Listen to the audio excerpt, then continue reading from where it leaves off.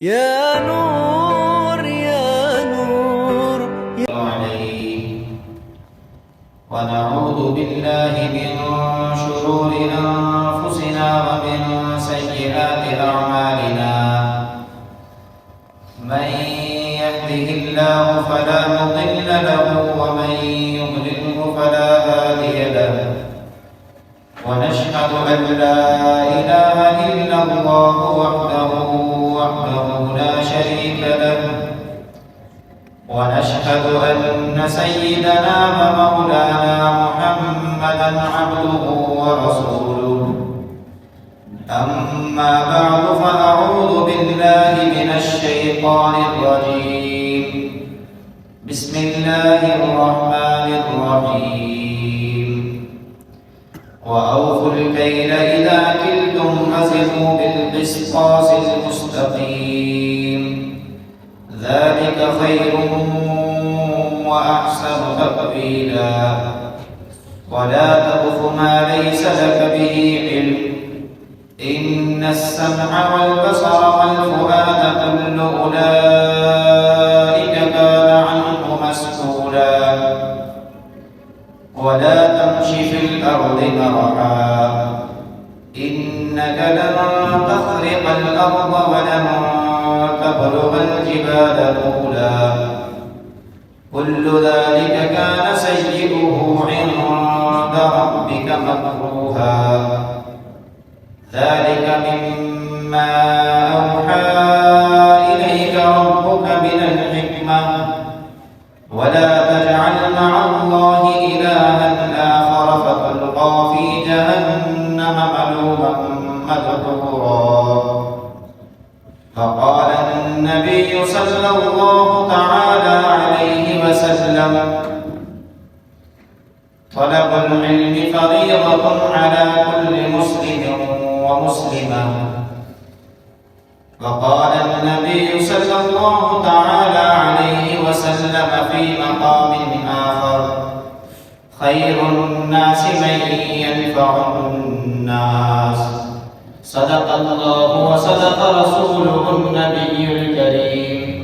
ونحن على ذلك لمن الشاهدين والشاكرين والحمد لله رب العالمين. میرے معزز سامعین، میں نے آپ کے سامنے سورہ بنی اسرائیل کی چند آیات مبارکہ اور احادیث کے بے شمار مجموعے میں سے دو چھوٹی سی حدیث مبارکہ تلاوت کی ہیں۔ دعا ہے کہ اللہ رب العزت صحیح بیان کرنے کی توفیق عطا فرمائے، مجھے اور آپ کو اس پر عمل کرنے کی توفیق عطا فرمائے۔ ان آیات مبارکہ کا مفہوم یہ ہے کہ اللہ رب العزت فرما رہے ہیں کہ جب لوگوں کو تم کوئی چیز تول کر دو تو انصاف کے ساتھ سیدھی ترازو کے ساتھ وزن کر دو۔ ذالک خیر، یہ بہت بہتر ہے، وَأَحْسَنُ تَأْوِيلًا، اور انجام کے اعتبار سے بہت اچھی۔ اور اس چیز کے پیچھے نہ پڑو جس کا تمہیں علم نہیں ہے۔ پیچھے کیوں نہ پڑے اس کے؟ اللہ جواب دے رہے ہیں کہ ان السمع، تمہارے کان، تمہاری آنکھ، تمہارا دل، یہ سارے کے سارے اللہ رب العزت تم سے ان کے بارے میں پوچھے گا۔ اور زمین میں اطراحت پکڑ کر مت چلو، کیونکہ تمہارے اس چلنے کی وجہ سے نہ تم زمین کو پھاڑ سکتے ہو نہ ہی پہاڑ کی چوٹی پر پہنچ سکتے ہو۔ یہ سارے کام یہ سورہ بنی اسرائیل کا حکم اور عبادت شمار کرنا ہے، یہ سارے کام اللہ فرماتے ہیں برائی ہیں اور آپ کے رب کو ناپسند ہیں، اس لیے نہیں کرنی چاہیے۔ اور یہ جو ساری چیزیں بیان کی گئی ہیں یہ اللہ کے نبی کی طرف وحی کی گئی ہیں، اور یہ ساری حکمت کی باتیں ہیں۔ اور اللہ کے ساتھ کسی کو شریک نہ بنانا، اگر اللہ کے ساتھ کسی کو شریک بنا دیا تو پھر جہنم کے اندر ملامت کرتے ہوئے اور دھتکارتے ہوئے ڈال دیے جاتے ہیں۔ جو حدیث مبارکہ میں نے آپ کے سامنے تلاوت کی، پہلی حدیث مبارکہ کا مفہوم یہ ہے کہ لوگوں علم حاصل کرنا ہر مسلمان مرد اور عورت پر لازم ہے۔ دوسری حدیث مبارکہ میں نبی علیہ السلام نے فرمایا کہ دیکھو لوگوں تم میں بہتر وہ ہے کہ جو لوگوں کو فائدہ دینے والا۔ بہت ساری باتیں کرنے کی ہیں اس طرح، یہاں ایک بات آخر میں اللہ رب العزت کہہ رہے ہیں، یہ وحی کی گئی ہے اللہ کی طرف سے آپ کی طرف، یعنی نبی علیہ السلام کی طرف، اور یہ حکمت کی باتیں ہیں۔ یعنی جس کے دل میں یہ خیال آئے کہ جی جنت میں جانے کے لیے تو جو اعمال فرض ہیں وہ کر لیں گے بس کافی ہے، تو اللہ رب العزت اس کا جواب دے رہے ہیں، دیکھو ان میں حکمت ہے۔ حکمت کیا ہوتی ہے کہ اگر آپ کو نقصانات نہیں ہوتے، یعنی اگر آپ چاہ رہے ہیں کہ جی میں سارے کام کرتا رہوں اور جو اللہ کے کام ہے بس وہ کروں اور دوسری کوئی کسی چیز کی میں پرواہ نہ کروں، ان آیات کا ظاہری مفہوم تو میں نے آپ کے سامنے بیان کیا کہ جی وزن پورا کر کے دے دیں، زمین کے اندر رگڑ کرنا چلے، اور جو ہے آپ کچھ بھی نہیں بگاڑ سکتے کسی کا بھی۔ ایک چیز درمیان میں بیان کی کہ جس چیز کا علم نہیں ہے اس کے پیچھے بھی نہ پڑو۔ لیکن اگر اس پہلی آیت کی باریکی میں ہم جائیں، اوفوا الکیل، کہ آپ برابر تول کر دیتے ہیں، یہ صرف دکاندار کے لیے نہیں، دودھ فروش، گوشت فروش، پرچون والا، تھوک کا سامان دینے والا، وہ سمجھے کہ یہ آیت ان کے لیے ہے، عام آدمی کے لیے نہیں ہے، ایسا نہیں۔ قرآن جو ہے اس کا ہر لفظ ہر انسان کے لیے مفید ہے اگر سمجھنے کی کوشش کی۔ یہاں بات سمجھنے کی عام لوگوں کے لیے یہ ہے، وہ تو سمجھاتے رہتے ہیں کہ جی وزن پورا کر کے دیں، پھر بھی نہیں سمجھ آتا۔ یہاں سمجھانے چاہ رہے ہیں کہ آپ اگر آپ سے کسی کا حق جڑا ہوا ہے، آپ اس کو حق دینا چاہتے ہیں تو اس کو آپ اپنی سوچ کے مطابق حق نہیں دیں گے۔ ہم جیسے وزن کرنے کے لیے 1 کلو بولنا ہے تو 1 کلو کا وزن لیتے ہیں اور دوسرے طرف کرتے ہیں کہ جی اتنی چیز جانی چاہیے۔ تو آپ جو حق دوسرے کو دے رہے ہیں اس کا حق کا معیار پہلے ایک طرف رکھیں کہ یہ اس کا معیار ہے، پھر اس کو تولیں کہ جی یہ میں دے رہا ہوں تو یہ پورا ہو نہیں۔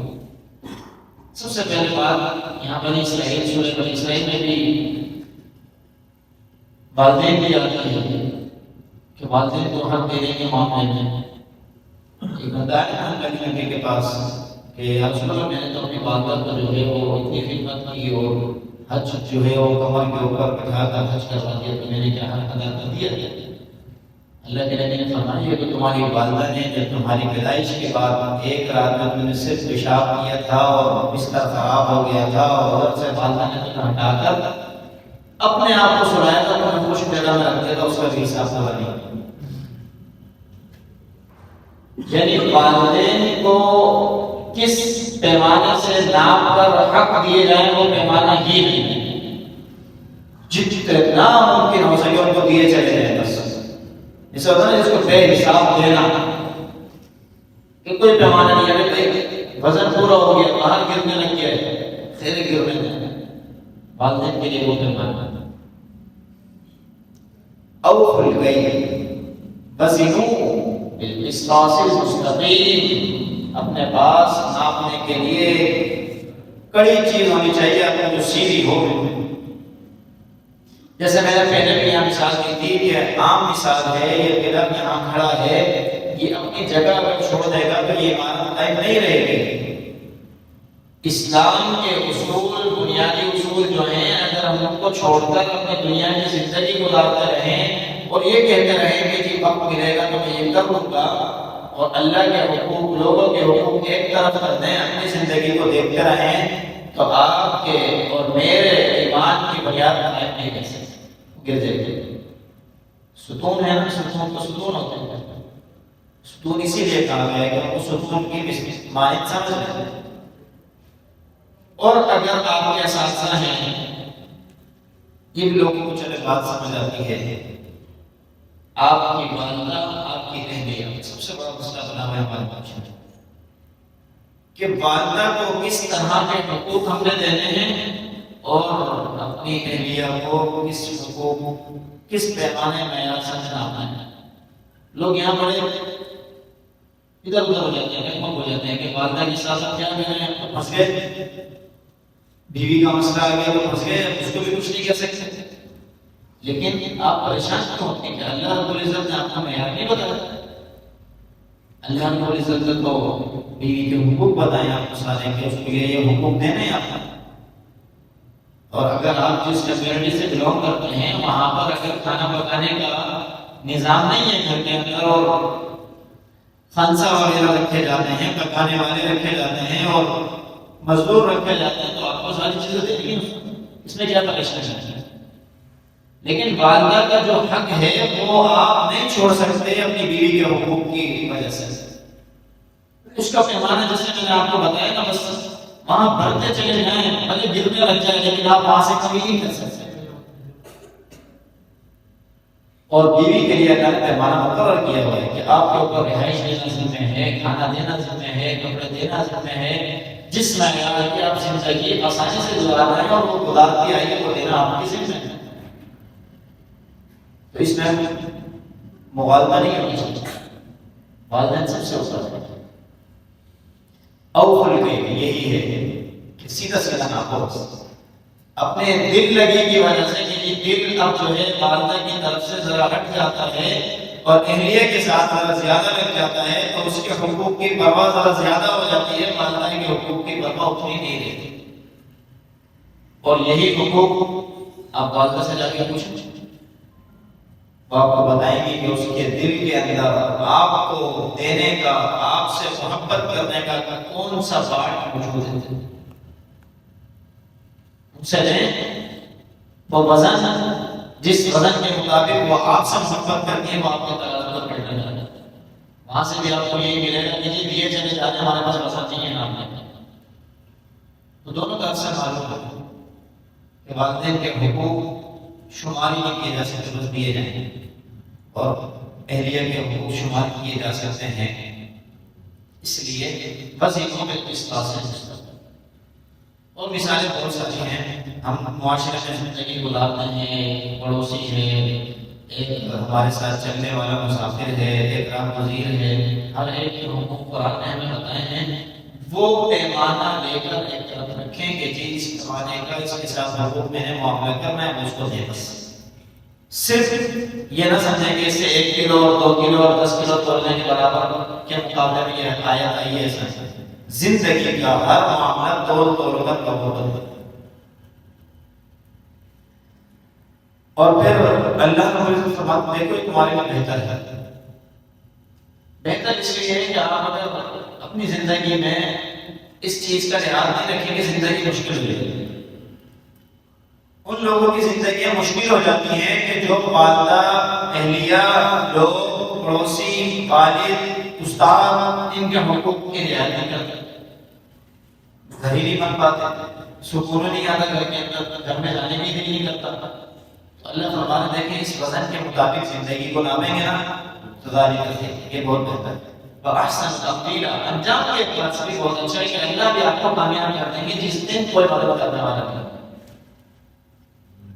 اور ایک چیز، بحث کرنے کی عادت، بحث ہوتی کیوں ہے؟ بحث ہوتی اس لیے ایک بندے کے پاس علم ہوتا ہے، وہ بتانا چاہتا ہے، دوسرے کے پاس علم نہیں ہوتا لیکن وہ پھر بھی بتانا چاہتا ہے. تو آپ یہ ناپ لیتے ہیں اگر کہ مجھے اس سے کس انداز سے بات کرنی چاہیے تو آپ کو یہ مسئلہ نہیں ہوتا. لیکن جب یہ مسئلہ آ گیا تو اللہ رب العزت فرمائے دیکھیں آپ نے پہلی آیت کی رعایت نہیں کی اور آپ جھگڑے کی طرف جا رہے ہیں تو وَلَا تَقْفُ مَا لَيْسَ لَكَ بِهِ عِلْمٌ، اس بات کے پیچھے ہی نہ پڑو جو تمہیں نہیں آتا، چھوڑ دو. اب ہماری عادت ہے جیسے میں ہر بات کہتا ہوں کہ جی ہماری عادت بنی ہوئی کہ کیوں نہیں کرے بھائی، کیوں چھوڑ دیں بحث، کیوں بات نہ کریں؟ ایک نہیں ہے تو ہم سیکھیں گے نا، ہم یہ ہمارا دلیل ہوتی ہے کہ جی ہم سیکھیں گے نا بحث کریں گے، بحث سے نہیں سیکھتے، آواز بند کر کے بیٹھیں گے تو سیکھتے ہیں۔ جبریل امین اللہ کے نبی کے پاس وحی لایا کرتے تھے نا، حالانکہ اللہ کے نبی کا کوئی استاد نہیں ہے، اللہ نے ڈائریکٹ سے کہا ہے، بس سلا بنایا ہوا تھا، اس لیے اللہ کے نبی کا مقام انبیاء میں ملائکہ میں سب سے زیادہ بڑھتا ہے۔ لیکن جب جبریل امین اس نیت سے آتا تھا کہ اللہ نے وحی دی اور سکھا ہے، تو اللہ کے نبی ایسے دو ہاتھ بیٹھتے تھے ان کے سامنے اور پاؤں سے پاؤں ملائے، کچھ نہیں بولتے تھے، جو وہ کہتے تھے بس اتنی بات ہے اتنا ہی سوال، بحث نہیں کیا کرتے۔ ایک موقع پر قیامت کے متعلق اللہ کے نبی سے سوال کیا گیا، آج ہم دیکھیں نا چھوڑتے نہیں ہیں، اللہ کے نبی سے سوال کیا گیا کہ قیامت کب آئے گی؟ یسألونک عن الساعۃ ایان مرساها، آپ سے پوچھتے ہیں نا قیامت کب آئے گی، اس کا حکم کب ہوگا، وہ المیہ بنانا تھا، عما یتساءلون، اس چیز کے بارے میں جھگڑ رہے ہیں لوگ۔ اللہ کے نبی نے ان کو جواب دیا تھا کہ ہمارے پاس مسئول ہو، بلکہ پھر اللہ کے نبی نے جبریل امین سے سوال کیا کہ قیامت کب ہے؟ جبریل امین نے جواب دیا تھا المسئول عنہا بأعلم من السائل، کہ جس بارے میں آپ مجھ سے سوال کر رہے ہیں نا اور آپ سائل ہیں میں مسئول ہوں، تو سائل اور مسئول دونوں ایک برابر ہے، اسے اللہ نے علم نہیں دیا کسی سے، بتا دیا کہ میرے پاس علم نہیں ہے۔ ہمارے یہاں پر وجوہات بتاتے ہیں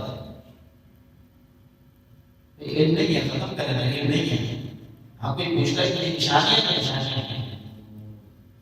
وقوع کا وقت بتا دینا یہ کسی کے پاس نہیں ہے۔ جب سب سے بڑے معلم، سب سے بڑے سیکھنے والے دونوں بیٹھے ہیں، ان کو نہیں پتا، باقی کس کو پتا ہوگا؟ لیکن ہم چونکہ عادی بن گئے ہیں، کیوں اور کیوں کے بعد جواب چاہتے ہیں، بس ایسے کو شکار ہو جاتا ہے۔ اللہ فرماتا ہے دیکھو ان السمع والبصر والفؤاد كل اولئک کان عنہ مسئولا، آپ جب کسی بات کے پیچھے پڑ رہے ہو نا، آپ کی ساری چیزیں لگتی ہیں، آپ کے کان بھی استعمال ہوتے ہیں، آپ کی آنکھ بھی استعمال ہوتی ہے، آپ کا دل بھی استعمال ہوتا ہے اور آپ کا دماغ بھی استعمال ہوتا ہے۔ یاد رکھیں کہ ایک ایک چیز کے بارے میں اللہ پوچھیں گے فالتو کیوں استعمال ہوئی، ابھی تو اللہ کو صرف دل نہیں کہتے ہم سے، اور یہ بات ہم لوگوں کو زیادہ پتا ہوگی جو اکاؤنٹ سے تعلق رکھتے ہیں، آڈٹ جتنا ہوتا ہے، سال کے بعد یا مہینے کے آخر میں جن کی کلوزنگ ہوتی ہے ان کو پتا ہوتا ہے کہ یہ ایک چیز کے حساب میں ہونا مشکل ہو جاتا ہے، بعض اوقات کوئی چیز لکھل کے نہیں ہوتی اور پیسے گئے ہوئے ہوتے ہیں تو مشکل میں پڑ جاتا ہے، پیسے کم یا ہاتھ میں ہو حساب کتاب زیادہ ہے۔ تو پھر اللہ رب العزت ان السمع والبصر والفؤاد كل اولئک کان عنہ مسئولا، کہ آپ اللہ رب العزت کو اپنے کان، اپنی آنکھ، اپنا دل، اپنے دماغ، ہر چیز کے بارے میں جواب دے ہیں۔ سوچ لیں پھر بحث کریں،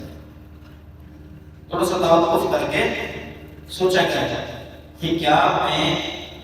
ان کا حق ادا کرتے ہوئے اس بحث میں پڑھ رہا ہوں یا میں حق ادا نہیں کروں گا، بس فالتو ٹائم لایا کر، ٹائم پاس کر۔ اگر اندر سے منفی جواب آئے نا تو چھوڑ دو اسی سے، کیونکہ اللہ رب العزت سے کوئی چیز چھپی بھی نہیں ہے۔ ہم یہاں دنیا والوں کو بیوقوف بنا سکتے ہیں، سب کچھ کر سکتے ہیں، کیا عجیب مارکیٹنگ کے نام پہ بھی لوگوں نے بدتمیزی ہے کہ چلے جائیں، بیوقوف بنانے کی دنیا ہے نا، یہاں چل رہا ہے، لیکن اللہ رب العزت کی کوئی چیز ایسی نہیں ہے۔ اللہ رب العزت کے سینسر ایسے ہیں کہ آپ کے دماغ کی چیزیں خود بول رہے ہوں گے۔ وقالوا لجلودهم لم شهدتم علينا، سورہ فاتر میں ہے نا، بلکہ سورہ حامد سجدہ میں بھی ہے کہ تمہارے جسم سے ہی تم لوگ کہو گے، آج تمہیں کیا ہو گیا کہ تم ہمارے خلاف کیوں گواہی دے رہے ہو؟ جلود اپنی جلد، جسم کی جلد ہے، ہمارے ساتھ لگی ہم اسی کے لیے کر رہے ہیں سب کچھ، چمکدار، خوشگوار، اور اسی کے لیے موج مستی میں لگے ہیں سب، ہم اسی کو کہیں گے کہ میں شہید تمہارے لیے، بھائی تمہیں کیا ہو گیا، تم ہمارے خلاف کیوں ہو گئے بھائی، ہم نے تو تمہارے لیے سب کچھ کیا تھا۔ وہ کہیں گے کہ اللہ کے ہم تھے، اللہ کے حکم سے تمہارے ساتھ انتقنا اللہ الذی انتق کل شیء، اس اللہ نے ہمیں بولنے کی طاقت آج دے دی ہے جس نے اللہ نے تمہیں بولنے کی طاقت دی ہوئی تھی اور ہر چیز کو بولنے کی طاقت۔ پھر بحث نہیں چلے، اسی لیے جس چیز کا علم نہیں ہے اس کو چھوڑو، معلومات نہیں ہے پوچھنا چھوڑو۔ اللہ کے نبی فرماتے ہیں کہ جو سوال آپ کے ذہن میں آئے وہ سوال کر لیں، اس لیے کہ سوال اگر آپ نہیں کریں گے نا تو ایک بیماری ہے، بیماری کا علاج نہیں کریں گے صحیح ہوگی، بڑھے گی، بڑھتی چلی جائے گی۔ کوئی زخم ہے اور اس کی رعایت نہ کی جائے، اس کے بچاؤ کا اہتمام نہ کیا جائے تو بڑی سرطان اور کینسر اور پتہ نہیں کیا کیا بڑھتے چلے جاتے ہیں، پھر مشکل ہو جاتی ہے۔ تو ان چیزوں سے بچنے کے لیے اللہ کے نبی نے جو مجھے اور آپ کو حدیث مبارکہ میں بتایا نا کہ انما شفاء العی السؤال، کہ آپ کی ناواقفیت کا علاج یہ ہے کہ آپ سوال کرتے ہیں، انہیں پتا آپ سوال کریں۔ اور جو حدیث مبارکہ میں نے آپ کے سامنے علم کے متعلق پڑھی وہ عموماً ہم ایجوکیشن کے متعلق لگاتے ہیں کر کے ہی، علم وہ ہے جو ایجوکیشن کو سمجھتے ہیں نا، کہ ہم اپنی زندگی گزارتے ہیں اور اس کے لیے علم حاصل کرنا چاہیے کہ پہلی کلاس، دوسری کلاس اور ایم اے اور ڈاکٹریٹ کی degree, M B B S, یہ سارا علم ہم سمجھتے ہیں اور اسی کو اس حدیث سے متعلق کرتے ہیں۔ جبکہ علم وہ ہے جو آپ کی زندگی کے اندر کوئی مسئلہ آیا اور آپ کو نہیں پتا کہ کیسے نکلنا ہے اس کو سیکھنا آپ پر فرض ہے، یہ ہے علم، طلب العلم، اس علم کی طلب کرنا کہ آپ وہاں پر ڈنڈی نہ مارنا، وہاں پہ صحیح چیز سیکھیں اور اس سے نکل جائیں، یہ علم سیکھنا آپ پر فرض ہے۔ جیسا کہ پاکی اور ناپاکی کے علم ہم پڑھتے رہتے ہیں فضائل اعمال میں، اور ہمیں تبلیغی جماعت کے اندر ہمیں بتایا جاتا ہے کہ اتنا علم جس سے ہم اپنی پاکی ناپاکی کو سمجھ سکیں، فرض ہے، اس لیے کہ اس کے بغیر ہمارا گزارا نہیں ہے۔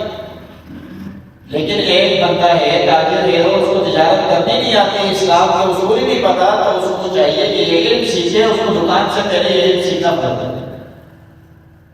انجینئر صاحب ہیں تو انجینئر صاحب کو اپنے اسکیل، ربڑ اور اس سے پہلے جو ہے یہ علم سیکھنا پڑتا ہے کہ اسلام مجھے کیا کہتے ہیں۔ جس کے پاس جس مسئلے کی طرف وہ متوجہ ہو رہا ہے اس مسئلے کا حل سیکھنا یہ علم ہوتا ہے نا، اس مسئلے کا حل، اس مسئلے کا حل اس کو سیکھنا یہ اس کو فرض ہے، یہ ہے طلب العلم۔ پھر اس کے بعد اچھا چلیں آپ بحث میں پڑھ لیتے ہیں، جو بات آپ کو نہیں آتی تھی آپ نے پڑھی، اللہ فرماتے تھے کیا کرو اپڑو گے، اکڑ چلنا آیت کے رب ہوتے ہیں آپ سے، پہلے آپ نے نہیں کیا، برابر نہیں توڑ کے دیا، سب کو وزن حقوق برابر کے نہیں دیے،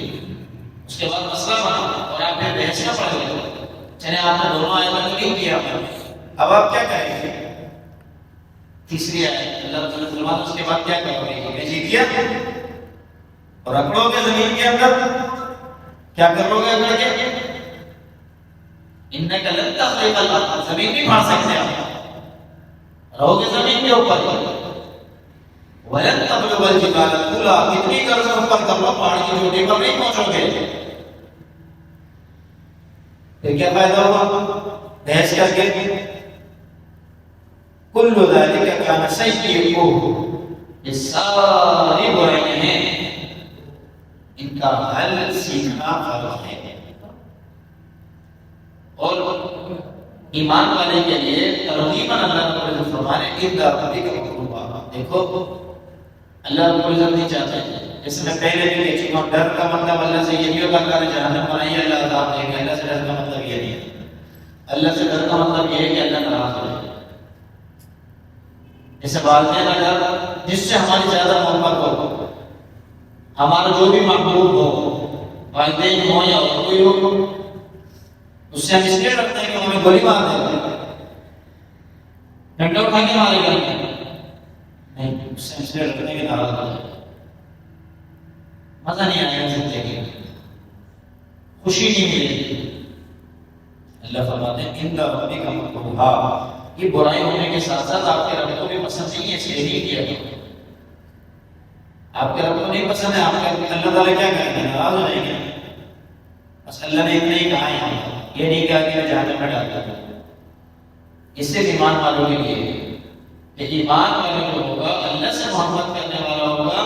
اللہ اور بندے کا عشق ہی حقیقی عشق کہلاتا ہے۔ جو اس حقیقی عشق میں مبتلا ہوگا اس کو سمجھ میں آئے گی کہ میرے اللہ کیسے مجھ سے ناراض ہوگا، مجھے نہیں کرنا چاہیے، عورت سے رجوع کر لیں گے، اللہ تعالیٰ کے آگے چلے جائے گا، اللہ ختم ہو جائے گی۔ اور اللہ تو کہتے ہیں نا میری طرف ایک انچ آؤ گے میں بارش لاؤں گا، ایک بارش لاؤ گے میں ایک گز آؤں گا، میری طرف چل کر آؤ گا میں دوڑ کر گھرے لگاؤں گا، ہے نا؟ تو پھر یہاں کہاں سے بات آ گئی کہ اللہ سے اس لیے کرنا چاہیے، اللہ جہنم میں ڈالنا، اللہ سے اس لیے نہیں کرنا چاہیے۔ تو بہرحال اللہ رب العزت ان ایمان والوں کے لیے جو اس بات کا اپنے اندر تڑپ رکھتے ہیں کہ میرے محبوب اللہ ہیں، تو وہ یہ بات جانے کہ اللہ کو یہ چیزیں ناپسند ہے، اس لیے نہیں کریں بس۔ آگے اگلی آیت میں اللہ رب العزت فرما رہے ہیں یہ ساری کی ساری باتیں وحی ہیں، وحی کے ذریعے علم دیا گیا ہے، اور یہ سارا ہی علم کہلاتا ہے زندگی گزارنے کی چیزیں جو بھی آپ سے متعلق ہوئی، اور یہ حکمت بھی ہے، یعنی ان کے اوپر چلنے میں آپ کی زندگی آسانی سے گزر جائے گی۔ کہتے ہیں یار بڑی حکمت سے کام کرتا ہے یہ بندہ، حکمت سے کام کرنے کے کیا مطلب ہوتا ہے؟ کیا دوسرا کر رہا تھا وہ کام نہیں کر رہا تھا؟ حکمت کا مطلب یہ ہوتا ہے، کہنے کا مطلب بھی ہمارا یہ ہوتا ہے کہ یہ کہیں پھنستا نہیں ہے، کوئی اس سے ناراض بھی نہیں ہوتا، اور یہ کام بھی کر کے چلا جاتا ہے اور فائدہ بھی زیادہ لے جاتا ہے۔ تو بڑی حکمت سے کام کرنا یہ ہوتا ہے۔ وَلَا تَجْعَلْ مَعَ اللَّهِ إِلَٰهًا آخَرَ۔ تیسری چیز جو ہم سمجھتے ہیں کہ اللہ کے ساتھ شرک کرنا یہی ہوتا ہے کہ اللہ کے ساتھ عبادت میں کسی کو شریک کیا جائے۔ یہ ساری باتیں کس نے بنائی؟ آپ کو میں نے بتائی، اللہ نے بتائی۔ ان باتوں کے اندر بھی کسی دوسرے کا اصول شامل کرنا وہ اللہ کے ساتھ برابر بنانے والی بات ہے، کیونکہ آپ کو اللہ کے اصول تو اچھے نہیں لگے نا، آپ نے اپنے اصول بنوا لیے، یا جن کے اصول اچھے لگے آپ نے اپنے اصول لے لیے۔ اللہ نے جو اصول بتایا وہ آپ کو فائدے نہیں لگا، آپ نے اپنے طبیعت کے مطابق اصول بنوائے، اور پھر ان کو اللہ نے جو اصول بتائے تھے اس کو اس کے مقابلہ میں لے گئے۔ تو یہ وَلَا تَجْعَلْ مَعَ اللَّهِ إِلَٰهًا آخَرَ، اللہ معبود ہیں، اللہ الہ ہیں، جو اللہ بتا رہے ہیں بہت اچھا ہے، دوسرا بتا رہے ہو برباد ہے۔ الہ آخر دوسرا معبود نہیں بنایا، کہ قرآن ہمارے لیے ہدایت ہے، کسی اور کے لیے نہیں ہے۔ یہی قرآن جو ہے، اسی قرآن کے لیے تو قرآن خود کہتا ہے نا سورہ یونس کے اندر، قُلْ بِفَضْلِ اللَّهِ وَبِرَحْمَتِهِ فَبِذَلِكَ فَلْيَفْرَحُوا، لوگوں خوشی مناؤ اللہ کے فضل اور اللہ کی رحمت کی وجہ سے، اللہ کا فضل یا اللہ کا قرآن، اللہ کی رحمت، اللہ کے نبی کی احادیث اور اللہ کے نبی خود، یہ چیزیں تمہیں مل گئی، اور کیا چاہیے؟ بس خوشی مناؤ نا بھائی۔ خوشی کون مناتا ہے؟ جس کے پاس کچھ نہ ہو وہ مناتا ہے، خوشی وہ مناتا ہے جس کے پاس سب کچھ ہوتا ہے۔ یہ دو چیزیں سب کچھ ہیں، اب خوشیاں مناؤ، لیکن سب کچھ کیسے؟ اس کے لیے جو ان کے اوپر چلے گئے، سمجھے گئے، نہیں چلیں گے تو پھر اللہ رب العزت نے کہا ہے کہ آپ نے ساری چیزیں چھوڑ دی، اللہ کے محبت کو بھی آپ نے چھوڑ دیا، اللہ کے اصولوں کو بھی آپ نے چھوڑ دیا، دوسرے کے اصول آپ نے اللہ کے مقابلے میں لا کر کھڑے کر دیے، تو پھر اب اللہ کی فَتُلْقَىٰ فِي جَهَنَّمَ مَلُومًا مَدْحُورًا، آپ نے تو الہ ہی اس کا بنا دیا، آپ نے جہنم میں ڈالا۔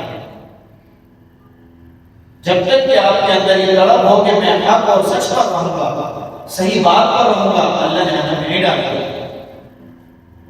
جہاں یہ اصول فوت ہو گیا کہ بس میں ہوں، میں جیسے چاہوں گا چلوں گا، تو پھر جہنم آتی ہے، اور اللہ فرماتے جہنم میں، پھر جہنم میں ایسے داخل کہ یاد رکھو گے ملوما، ملامت ہو رہے ہو، یعنی کسی کو ترس آتا ہے نا ہمارے ساتھ کچھ غلط دنیا میں ہو جائے، اس کے ساتھ بڑا ہو جاتے ہو گئی، یہ غلط ہو رہا ہے، اللہ فرمانے ادھر کوئی ترس نہیں آئے گا، سب مرامت ہی کریں گے۔ کیا ہوگا غلط جبھی پڑا ہوا، ابھی تو دنیا میں بھی یہ ہوتا ہے، لیکن کچھ لوگوں کو ترس نہیں آتا، ہاں کسی کو بھی ترس نہیں آئے گا۔ مدحورا دھتکارے ہوئے ہوں گے، لعنت پڑ رہی ہوگی ادھر۔ بھائی اتنی اچھی زندگی ایک طرف کھڑی ہے، دوسری طرف گندی زندگی ہے، تو پھر گندی کو کیوں اپناتے ہیں؟ یہ تو خوشی ہے، قرآن کے اصول سمجھیں اور جشن منانا شروع کرتے ہیں۔ ڈاکٹریٹ کی ڈگری ہے، بی بی ایس پاس کرنے والا کیوں خوشی مناتا ہے کہ جی اب میں کامیاب ہوں، اب میں نے تو اپنے آپ کو ایک لیول پہ لے گیا۔ قرآن سمجھ میں آ جائے نا، اس دن خوشیاں منائیں، پھر اللہ کے نبی کی زندگی سمجھ آ جائے تو خوشی منائیں، پھر جشن منائیں، لیکن فالتو نہیں کہ جی ہم تو مسلمان ہیں، ہم جیسا تو کوئی بھی نہیں ہے، کہ فالتو کھوکھلے نہیں نعرے لگائیں۔ اگر آپ عمل نہیں کر رہے تو آپ اس غیر مسلم سے زیادہ ملامت کرنے کے بجائے حقدار ہیں کہ آپ کو لوگ ملامت کریں گے، آپ کے پاس ساری چیزیں، ساری نعمتیں موجود ہیں، آپ استعمال نہیں کر رہے۔ ایک بندے کے پاس ڈرائیور موجود ہو، گاڑی موجود ہو، اور پھر وہ لمبے سفر کے اوپر پیدل نکل جائے، اس کو اگر نہ کہیں گے، لیکن جس بندے کے پاس ہے ہی نہیں وہ چلے تو ہم کہیں گے اس کی مدد کرنی چاہیے۔ اس کی کون مدد کرے گا جس کے پاس ڈرائیور ہے، گاڑیاں ہیں، اس کو کوئی بٹھائے گا، اس کو کہیں گے خود ہی جا رہا ہے، کیا کرے گا اس کو؟ ہم تو مدد اس کی کریں گے نا جس کے پاس ہے نہیں۔ تو یہاں سب کچھ ہونے کے بعد سب کچھ چھوڑ کر جہنم میں جائیں گے، ان کی سب برابر ہے۔ اسی لیے خیر الناس من ينفع الناس، اللہ کے نبی نے فرمایا کہ دیکھو لوگوں کو میں بہتر وہ ہے جو لوگوں کو فائدہ پہنچائے، فائدہ پہنچانے کے لیے کام کریں، لوگوں کو فائدہ دے میری زندگی سے۔ آپ کی زندگی میں کھانا پینا ہی ہو جائے گا، کوئی پریشانی کی بات نہیں ہے، یہ ہم نے خود ہی ایک مسئلہ بنایا ہوا ہے، عالمیہ بنایا ہے۔ اسی لیے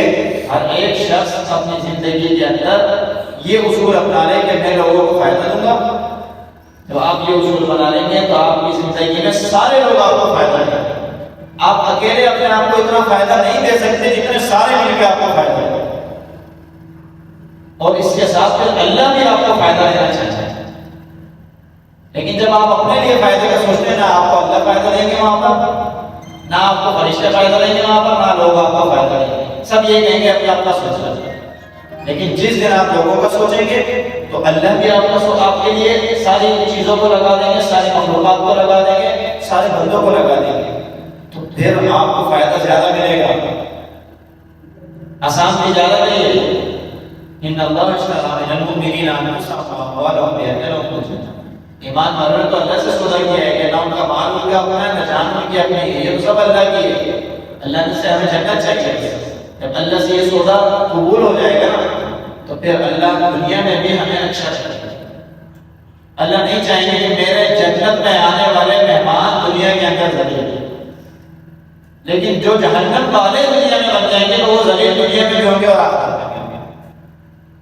جنت والے اعمال کریں گے تو دنیا جنت ہے، سکون آ جائے گا، بہت ساری مخلوقات آپ کی خدمت کریں گے، وغیرہ دنیا جیسی گزر رہی ہے گزرتی رہے گی۔ دعا ہے کہ اللہ رب العزت کو مجھے بھی ان باتوں پر عمل کرنے کی توفیق عطا فرمائے، آپ تمام میں سے ہر ایک کو بھی عمل کی توفیق عطا فرما دیں۔ وآخر دعوانا ان الحمد للہ رب العالمین۔ يا نور